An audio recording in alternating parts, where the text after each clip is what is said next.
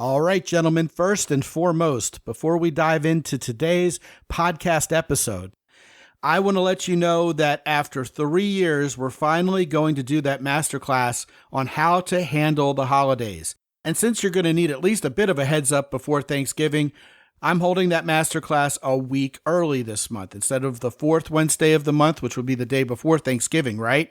I'm holding it the third Wednesday of the month to give you that time to get in on all the Thanksgiving tips I will be offering in this masterclass, along with tips, of course, for Christmas, Hanukkah, New Year's, and even Valentine's Day.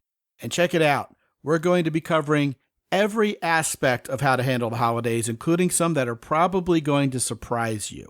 So check out mountaintoppodcast.com/masterclass. The banner for this particular event, Handle the Holidays, is right there near the top. Go ahead and grab your ticket for this coming Wednesday, the 20th of November at 8 p.m. Eastern Standard Time. You will emerge from that event feeling completely prepared for the holidays, and you'll be a man of holiday cheer instead of holiday dread that way too many men feel around this time of year. Once again, that's Handle the Holidays, this month's masterclass on the 20th of November at 8 p.m. Eastern Standard Time. That's GMT -5 for those of you abroad. And of course, if you can't make the live event, no worries. There will be a complete download portal shortly after the event that will contain everything you need. So looking forward to having you join us for Handle the Holidays, this month's masterclass for men. And also, gentlemen, it'll be talked about in the context of the show a bit and at the end, but right here up front before we even get started, since the topic of this particular podcast is divorce, I am fully cognizant of the fact that a lot of breakups, up to and including divorces, happen very close to the holidays. Merry freaking Christmas, right? Well, if you're one of those men listening to this podcast who's unfortunately headed into a holiday season that's going to be all about a divorce, I am there for you. In the context of this show, we talk about divorce coaching, and given how powerful this podcast was, I went ahead and set up a page specifically for you about divorce coaching. Check that out at mountaintoppodcast.com/divorce coaching. Get on my calendar and we can talk for free for 25 minutes to see if it's a good fit. And now, here comes a powerful and insightful episode with my new friend, Rayford Palmer from STG Divorce Law in Chicago. Enjoy.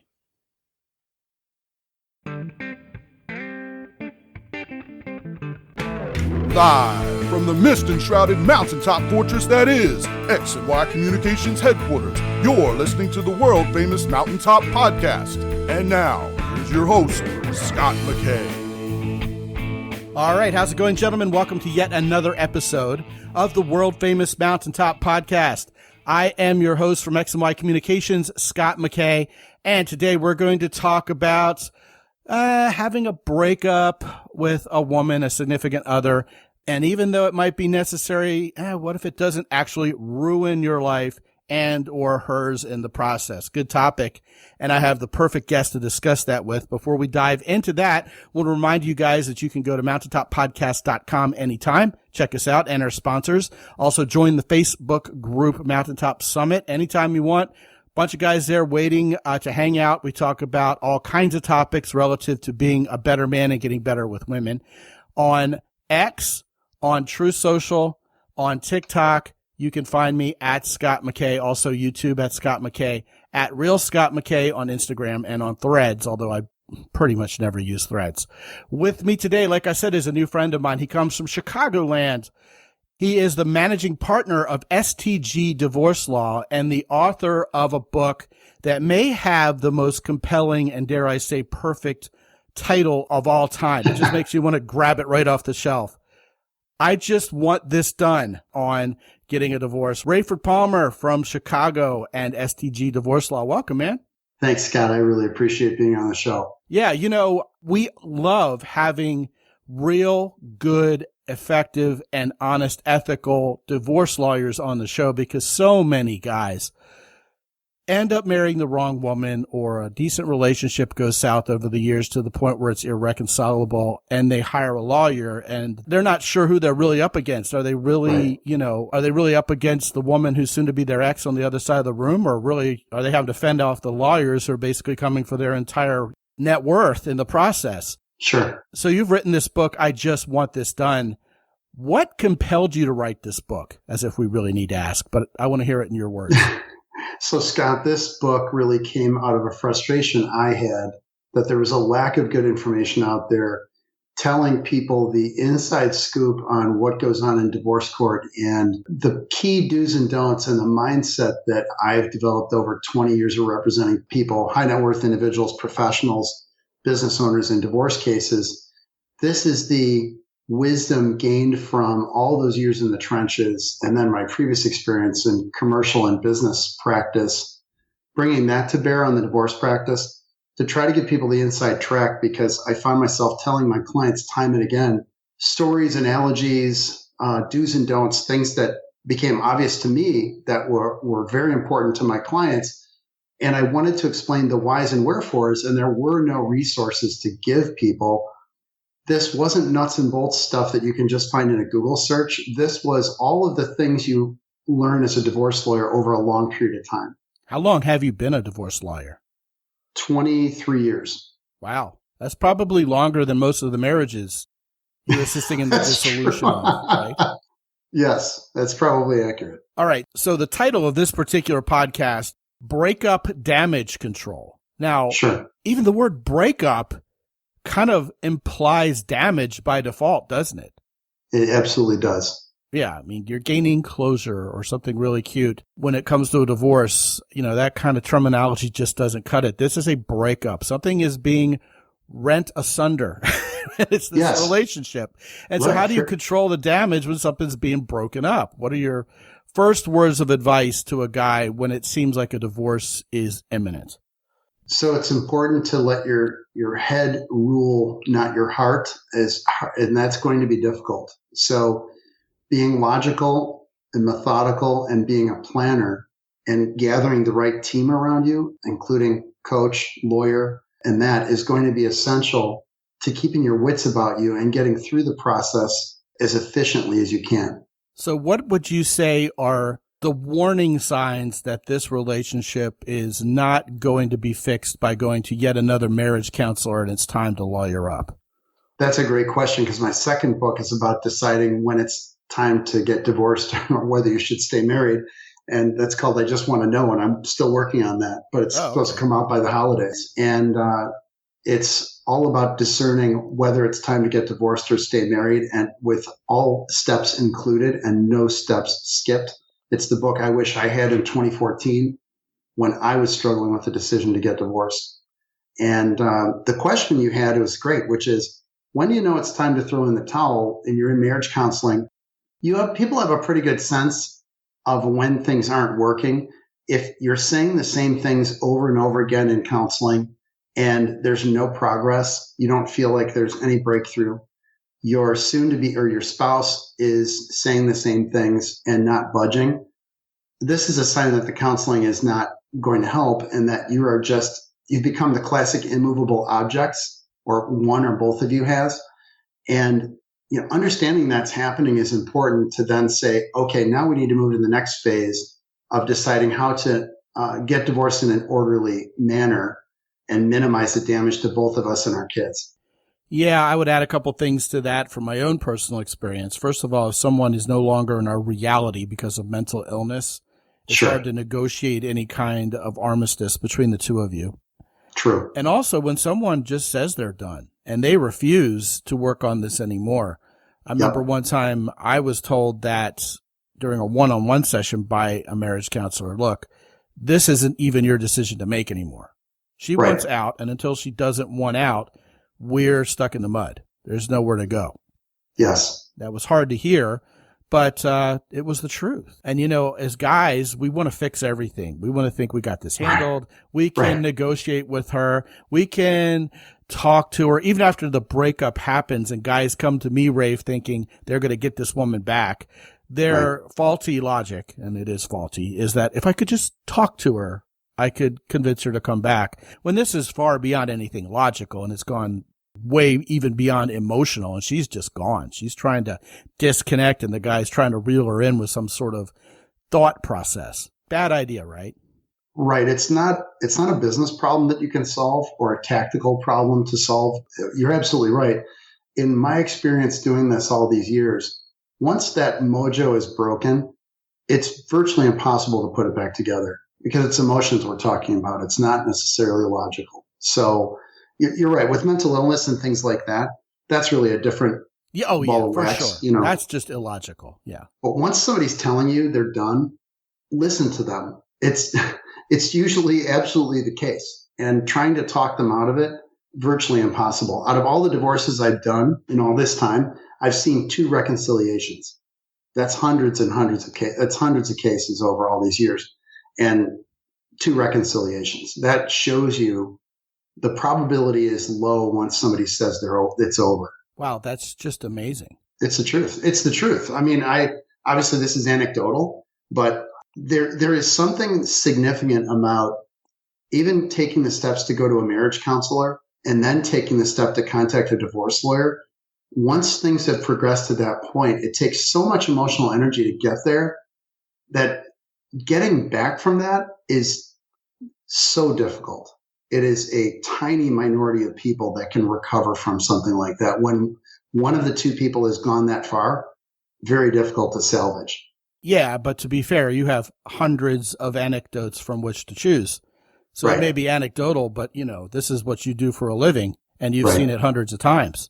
Right, and heard across the law firm, it's far more than that. It's thousands of cases across our law firm, and then elsewhere when you talk to other divorce lawyers. This is one of the things we know from doing this business, that once they call a divorce lawyer, chances are there's no saving the marriage. And I don't mean to bum people out there. It's worth trying, but being realistic about it is important.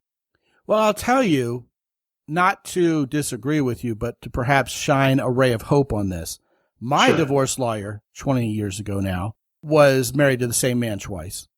But at least, they were both divorce lawyers, and they probably looked each other in the eyes and said, what are we doing? Handing our wealth over to someone else, Right. Somehow it worked for them. But, for the most part, based on what I've seen, you're exactly right. And I will add this layer to it from the dating coach perspective. A lot of times, Rafe, these people know the marriage is doomed from the moment they say I do to each other. I mean, I've had guys go out with women and they'll come back and they'll talk to me about how the date went, and they'll say things like, well, she told me she's crazy. She's bipolar. She's probably not relationship ready. She's a mess. Sometimes she goes crazy, and, probably I should just avoid her. And by all means, never marry me, because I'll probably just flip my lid and leave you. So should we have the second date or not? What should we do? I mean, It's like, what? People do you're right. People do build failure right into the system. Well, she pre-announced she's not relationship material, and this isn't going to work with anybody, let alone you. Right. And women are guilty of the same mistake. Women will have guys sit across the table from them and go, I never want to get married. I never want to make babies. I have a really fierce temper, and most women generally just get scared of me. Plus, I'm a raging alcoholic and, do cocaine on the side, and I gamble all my money away. And she's like telling her girlfriends, oh, I found this really nice guy. Maybe he's the one. And I was like, honey, what are you thinking? You know what I mean? Right. Yeah. Yeah, that's true. It's like you've said, and we've talked about it a little while ago. When people tell you who they are, listen. Yes. They're being honest with you, and you're not going to be the one that magically fixes them.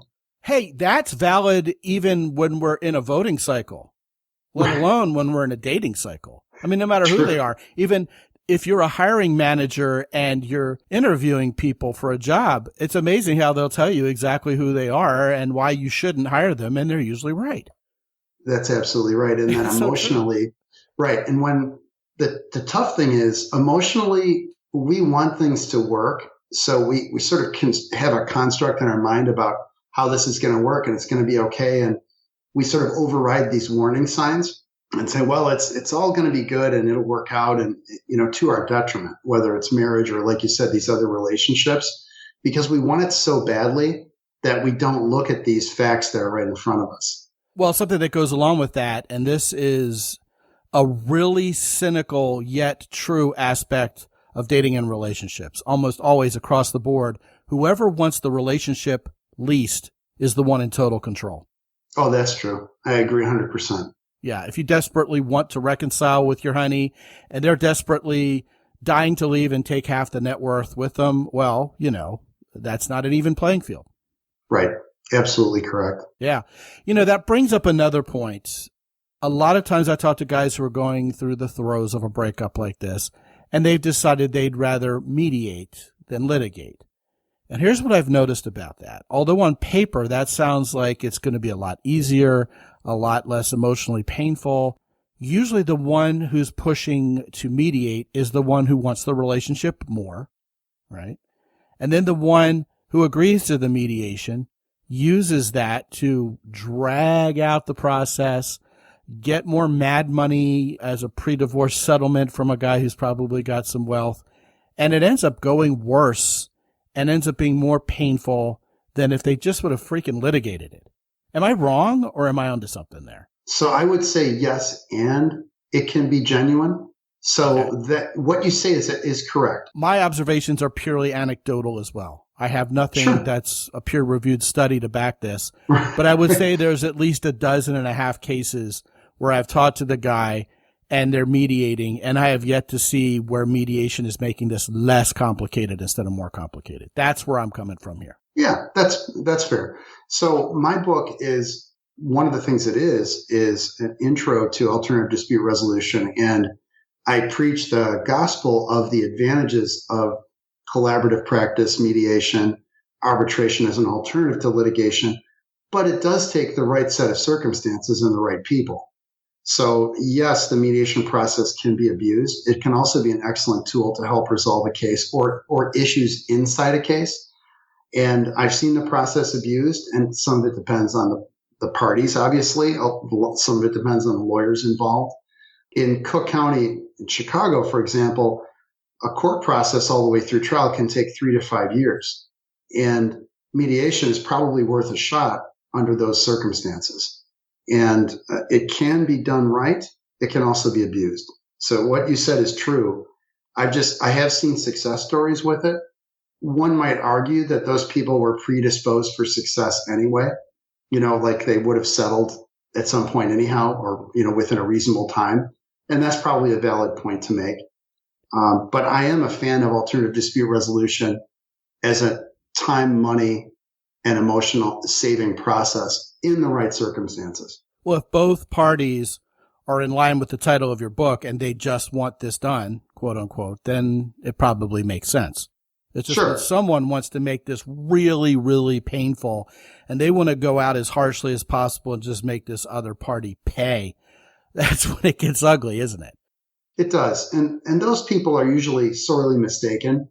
That is, they tend to cut their own throats in the process. And that's something that a good lawyer or a good divorce coach will warn them about, that the litigation is one of the most inefficient ways to punish somebody, in that you're spending marital funds on attorneys, and you're burning down the marital estate financing the litigation. So if you don't, that kind of person is not using a cost benefit analysis. They're just saying, well, I'll do anything to inflict maximum pain on the other person.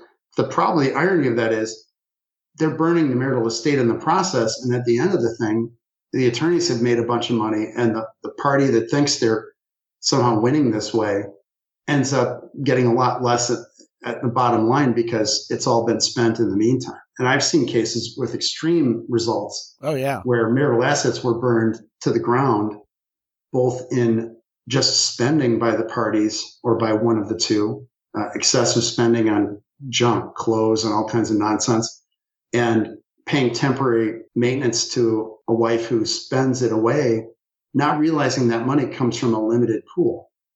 And it's not growing on trees. And at the end of the day, there's no money left to divide. After, World War III is over, everything's burned to ashes. Yeah, it just goes up in the flames of hate. Right. And so what do you get at the end? Nothing. The lawyers got it all. Well, or it just got ground up. In this case, Target got a lot of it. She was just spending money left, right, and center. And this isn't to knock women in particular, but in this case, this woman was spending like there's no tomorrow. And they had a large estate. The gentleman had owned a business, got a large settlement of a few $1,000,000. And over the course of a few years in this litigation, she just thought that continuing to swing punches would be a successful strategy. Well, it gave our client no choice but to go all the way through trial. And ultimately, I was able to negotiate a settlement. And there's actually a copy of the letter I sent to the other attorney in the book with names removed as a strategy to explain to this person, here's the damage that's been done already. And here's what continuing to go through trial will do to you. It'll destroy whatever's left. And shortly after we sent the letter, they settled the case. After a year of ongoing trial, a day here and a day there. Yeah, so people can destroy themselves in this process. And ultimately, there are no winners in that process. And you feel good in the short term, or this vindictive wife felt good in the interim. And at the end, our client went off to start a new HVAC company and was doing well. And she was in trouble because there wasn't a lot left. Well, sometimes they're just borderline. Sometimes drama is what they want. They love that sort of emotional high, whatever they're getting from it, and whatever dysfunctional, mentally ill way they derive that feeling.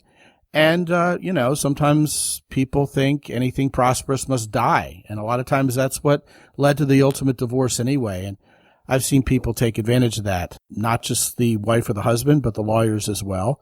The other thing that comes to mind in a situation like that is what we call in Texas the best interest of the child. Sure. So whenever you have children involved, I've seen children go through horribly emotionally distressing and even horribly inconvenient scenarios that the family law system is trying to impose upon them as what's good for them. Right. Do you want to comment on the complications of having children involved vis-a-vis the title of your book, Just Wanting It Done? Is there a quick and easy way when children are involved that makes it less stressful and, just eases the impact on them? Or is it inevitably going to be more complicated and stressful because the kids are involved? It's always difficult when kids are involved, even in an amicable divorce, because you're no longer together as a unit. You are going to, whether you're mom or dad or whatever, you are going to have limited time with the child, and the child is going to be going back and forth to do two different households, wherever they may be.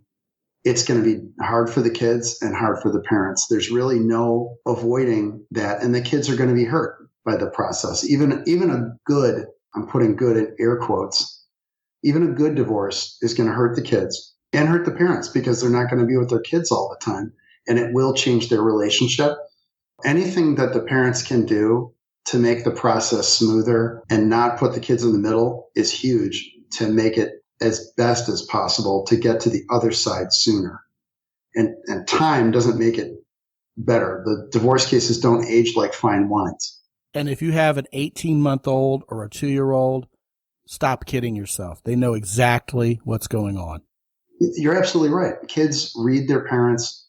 They can tell what's going on. At a very young age is what I'm underscoring. Yeah. At a very young age, kids feel that there's a problem between the parents and it's upsetting to them. So you're absolutely right. Even very young kids aren't ignorant of this situation. So next question, and this is one I can't wait to hear your answer to. Rafe, you've already talked about how by the time people lawyer up, it's pretty much over. They've thrown in the towel. It's time to get divorced. But you would describe yourself as a pro-marriage divorce lawyer. How does that flavor your practice and your views on things, and indeed what you wrote in your book? It's a number of things. So it's about people would think I'm jaded about marriage because I'm a divorce lawyer or because I got divorced myself, but I'm remarried and thoroughly enjoying my marriage. And I tell people a good marriage is better than a good divorce any day of the week. And if there's good there, it's worth putting effort in and trying to save it. So to go a little bit, I know we talked about, when it's done, it's done. On the other hand, in our law firm, we always recommend people try counseling. We'll get people that call us very early in the process, and they're not sure if they want to get divorced. They want to know what's involved in a divorce to help inform their decision making. So, what's it going to look like financially? What's going to happen with the kids? Things like that. And they'll say, I haven't made a decision. I'm just calling to see what it's about. And sometimes they'll ask at the end of the conversation, they'll say, well, what do you think I should do? I'm like, hey, that's not my call. That's a cosmic, much higher order decision that some guy you just talked to for an hour on the phone who's a divorce lawyer shouldn't be making. That's a very personal decision you should make after a lot of contemplation, talking to other professionals, coach, counselor, and making every effort to evaluate your own role, your spouse's role in the relationship, whether it can be fixed, what needs fixing. And so I just think it's worth, we invest a lot in our marriage, but everything from financially and emotionally and our children, that it's worth giving a shot to making it right if we can. Before we jump out of the airplane, we should do all of our checks and see if we can fly the airplane safely to the ground. That's my analogy on that. Well, it sounds like you're inspiring trust in the people who consult you. I'm reminded of a friend of mine who sells Audis, and they're not cheap. And the people who come and perhaps might buy one from him aren't the unemployed. They're people who have some affluence. They don't make stupid decisions based on heart disease. And he says it's uncanny how many times someone will have talked to him about a car, and they'll finally ask him, so should I buy this Audi or should I buy a BMW? Right. And he says he always gives them the same answer. He goes, well, I'm going to be a biased opinion, obviously. Right. And he just laughs because what he knows is the person has already made the decision. They're just looking basically to pass off the blame in the moment for signing off on that much money for the next 5 years to the nearest person close to them so they can feel like, hey, you know what? It's this guy's fault I bought the thing. He was too good of a salesperson. And I was like, yeah, that's kind of like seduction between men and women. He goes, exactly. They're all horny, but they want this to be your fault that they came over to your place and got naked because they don't usually do this. I go, exactly. He goes, well, that's human nature now, isn't it? Sure. So people are looking for someone they could trust, but they also want the validation that they're making this decision. And I would suspect you hear that reasonably often from people because it's an ugly decision to have to make. Yeah, it is. Because most normal red-blooded people don't go into a marriage hoping they'll get divorced someday. Oh, I say that all the time. I say, when you're at the altar, you're not like, gee, I can't wait till I get divorced. That's everybody wants their marriage to work out when they get married, and people want to be happy. And it's our default, and then we live life and things are challenging and human relationships can be difficult, obviously.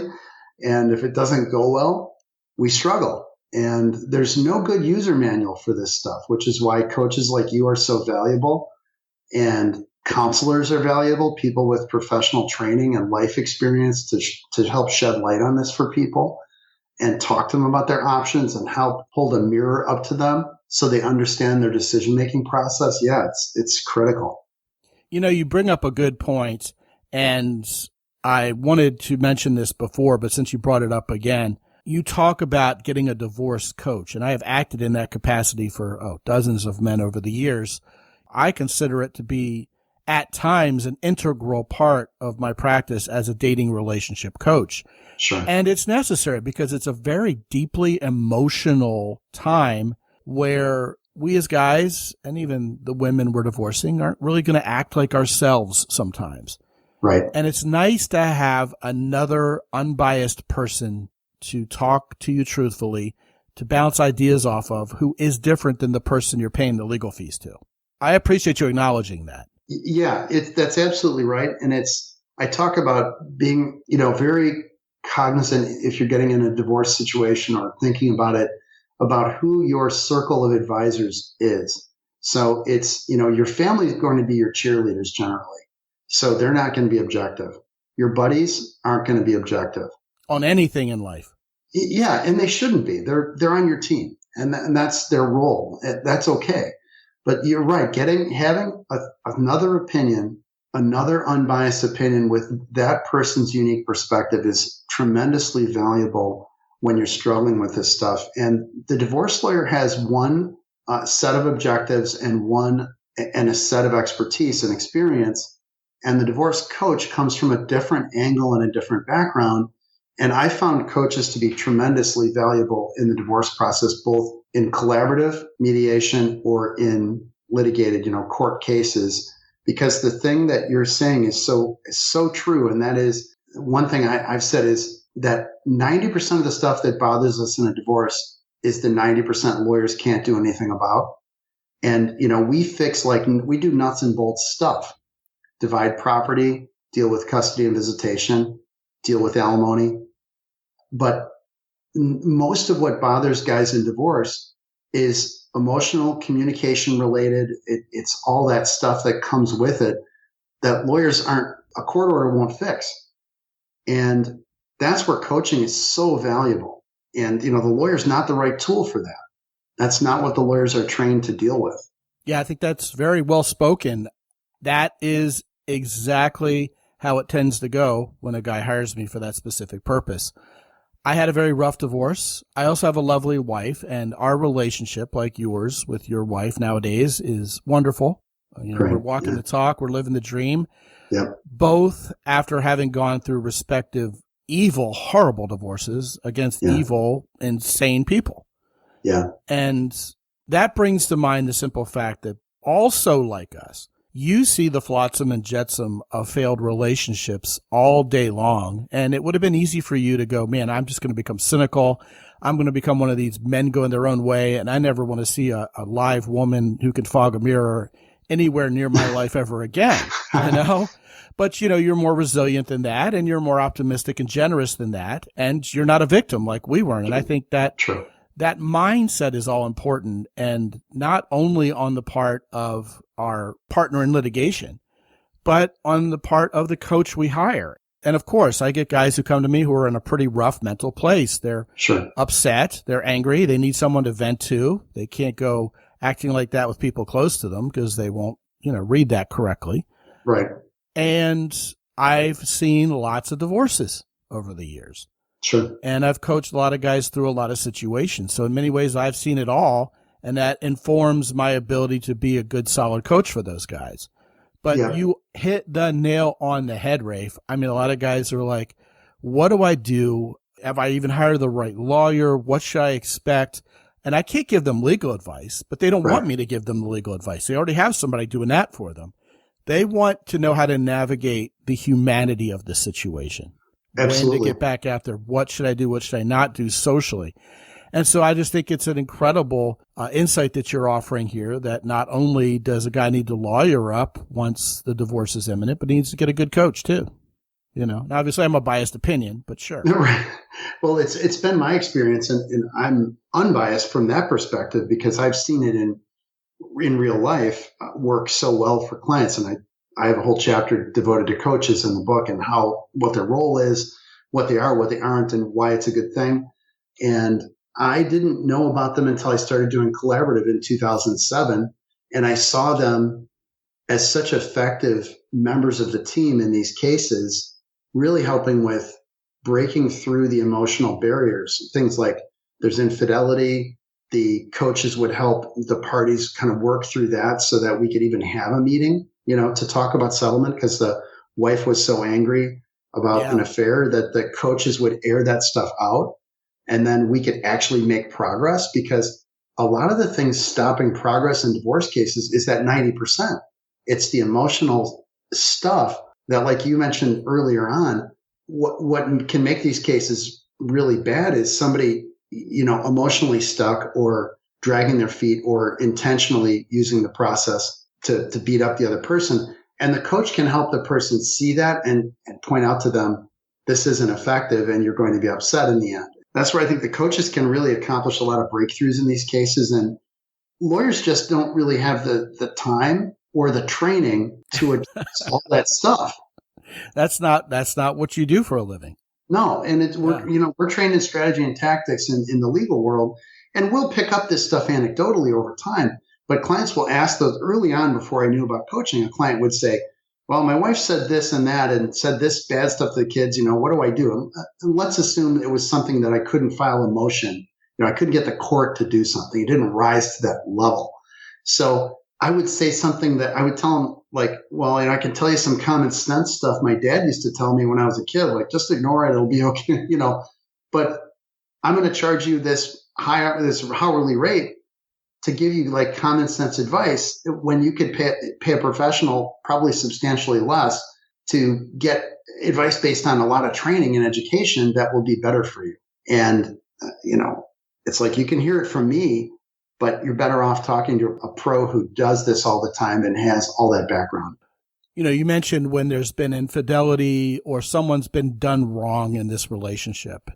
Yeah. One of the things I've consistently offered as a coach to people in that situation, and I've seen men and women who have been cheated on and who have also been the cheaters. When the person who's done wrong has an opportunity to get their power back emotionally, to get their dignity back, I've noticed if the other party is willing to abide that, it could be scary if you're the one who was the cheater and we're talking about empowering the one who was cheated on. But I think if there's an opening there for the person who's been hurt to get their power back legitimately, not in some Pollyanna-ish way where you're patting them on the shoulder saying, you go, buckaroo, you can do it. Be resilient, Resilience coaches are littering the market nowadays, right? Okay. But when they legitimately start feeling empowered again, the anger and the hate tends to subside just a little bit, and you see that vortex of doom subside with it. That's true. And it ends up being easier, relatively speaking, less costly, relatively speaking. And of course, as an ethical divorce lawyer on your side, you don't want this to go on for 10 years. You got other cases too. No, right. Exactly. It's when people, you're right, when they're not mired in their misery. When they're not bitter and angry.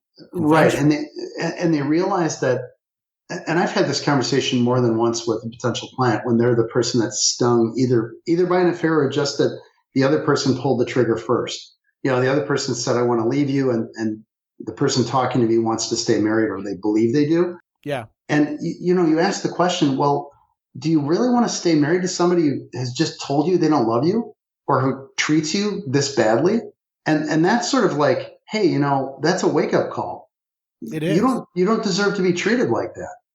And that's kind of a revelation that, to your point, that once that switch flips and they realize, well, this person isn't good for me either, then they're taking agency and they realize there's probably something better for me out there. And you're right. Then you have a breakthrough and you can make progress. Yes. Hurt people hurt people.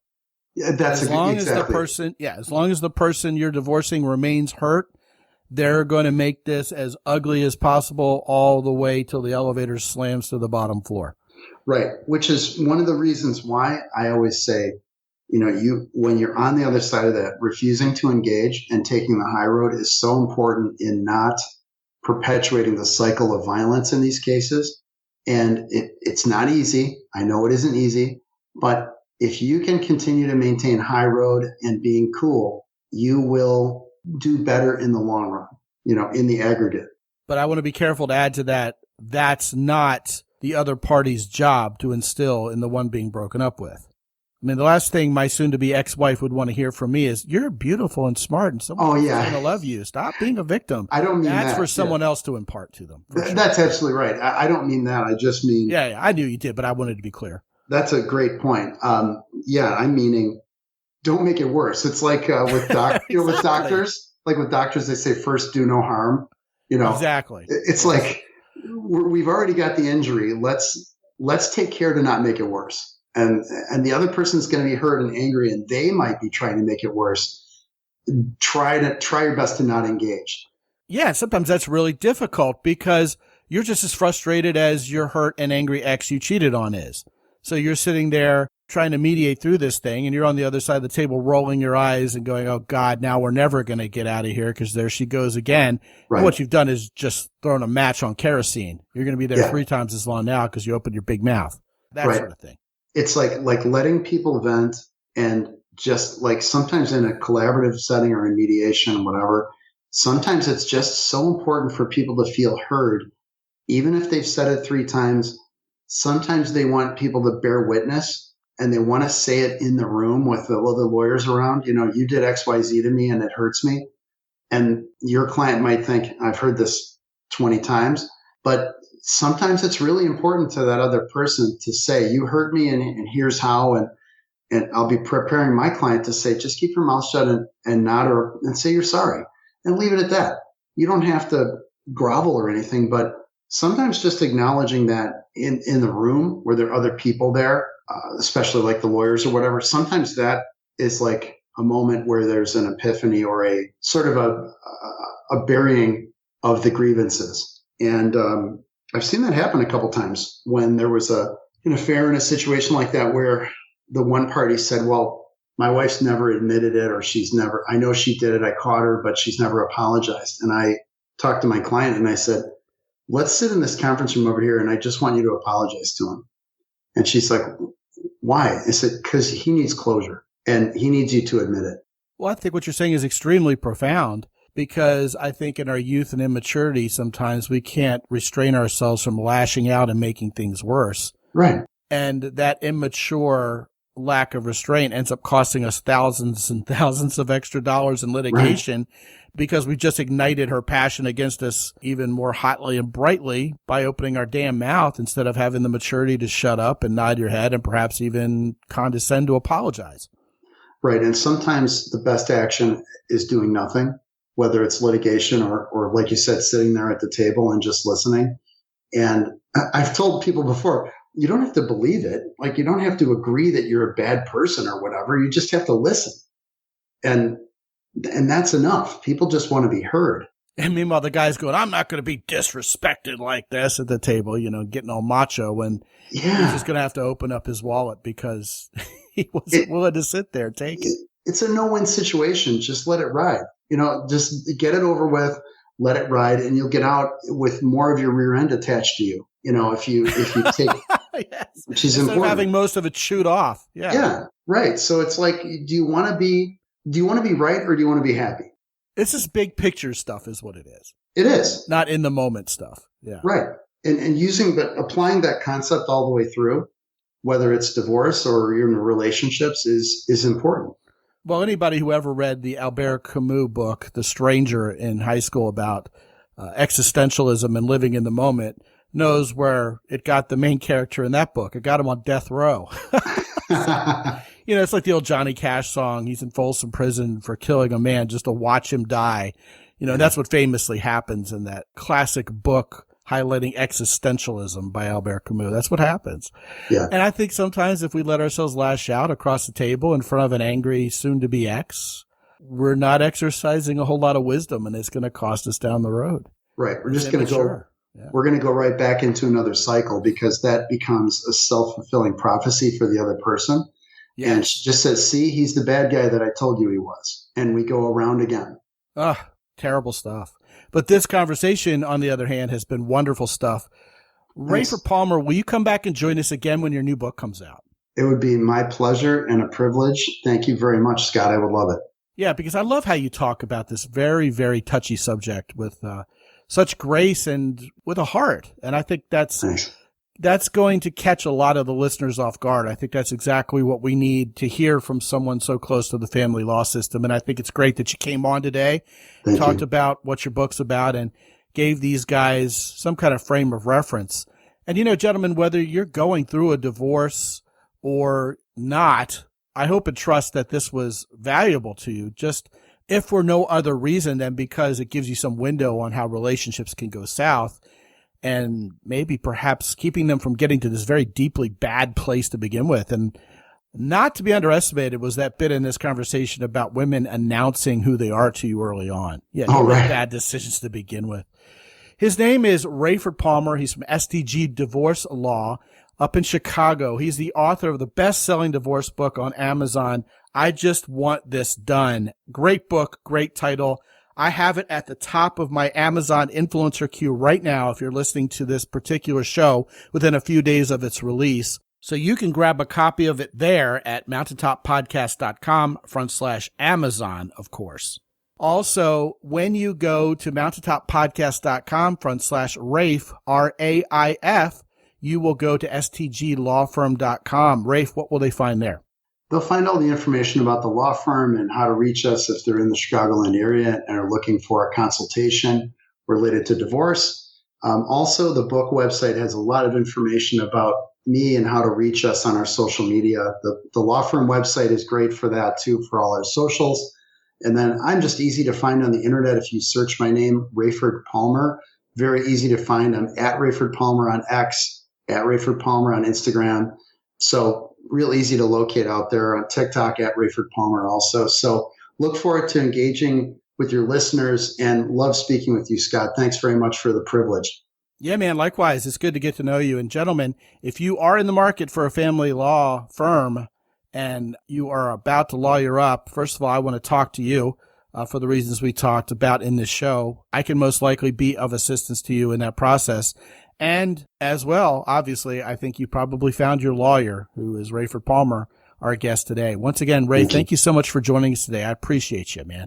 It's my pleasure, Scott. Thanks so much. Appreciate it. Yeah, man, absolutely. And gentlemen, if you have not been to mountaintoppodcast.com lately, I want to remind you that this month's masterclass is coming a week earlier than usual, so we can talk about how to handle the holidays. The reason for me doing it on the third Wednesday of the month instead of the fourth is so that you have some time to get your mojo in order for Thanksgiving. Of course, if I did it the day before Thanksgiving, well, that wouldn't give you much time. Go to mountaintoppodcast.com, click the masterclass link there, or you can go right to mountaintoppodcast.com/masterclass and click that banner for the Handling the Holidays masterclass right there near the top of the page. And hey, if you happen to be listening to this podcast sometime a week after I've produced it, definitely still head over to mountaintoppodcast.com because we've done 32 of them. There's definitely a topic or 2 or 10 in there that will be of interest to you too. mountaintoppodcast.com/masterclass. Also want to thank our sponsors, Jocko Willink's company, Origin in Maine, the Keyport and HeroSoap.com. For several years now, each of our main sponsors has generously contributed to the well-being and the betterment of this show. And what's more, they're contributing to the well-being and betterment of you as well with high-quality products all around. When you order anything from any of our 3 high-quality sponsors, all of whom you can access at mountaintoppodcast.com, please be sure to use the coupon code MOUNTAIN10 with your purchase for an additional 10% off. And always, gentlemen, whenever you get on my schedule to talk to me, you can plan on me being exactly who you think I'm going to be. I don't play a fictional character. My driver's license and my passport say Scott McKay on them. I love talking to you guys. Seeing what's going on in your life. That makes me a better coach. And if there's a way that we can put a plan together to get you where you want to be with women in your life, or if you're possibly going to be going through a rough divorce of your own and this show is very timely for you, get on my calendar and let's talk about that as well. All of those options are there for you and more at mountaintoppodcast.com as always. And until I talk to you again real soon, this is Scott McKay from X&Y Communications in San Antonio, Texas. Be good out there.